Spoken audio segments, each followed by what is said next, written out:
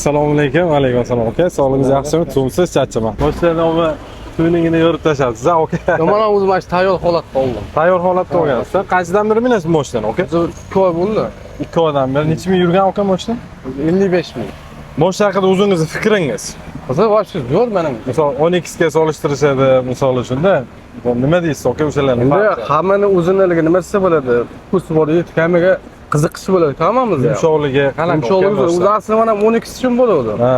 Buni ko'rib yoqib qo'yib, bagajda komfortligini ko'rib, yoqib bunga o'tib ketdi. Pul pozitsiyasidan ekan. 2 oydan beri minar ekansiz. Olmoqchi bo'lganligi o'zingizni fikringiz, aka. Tavsiya qilaman. Olsa bo'laveradi, mashinani. Cho'chimasdan, misol Xitoy brendi boshqa deyishadi, aka. Kerakli kim maslahat berdi aka sizga buni olishdan oldin? Menga hech kim aytgan yo'q, o'zi asli 12 ga kirib oldim. Ha.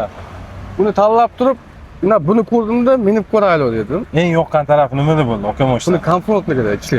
Salonlar ham misol shu zavodskiy holatda bu tayyorlash shart emas. Rasxodni nechta rasxod qilibdi aka? Rasxod o'zi misol propanda 8 ta ketdi. Propanda 8 ta, benzinda 7 ta bo'lsa kerak. Endi men propanda yurmayman, 8 ta ichdi. Zo'r, olmoqchi bo'lganlarga aka maslahat berasiz mana men uchun inson sifatida. Hayır, nima u? Xudosan aytasiz. Aka katta rahmat.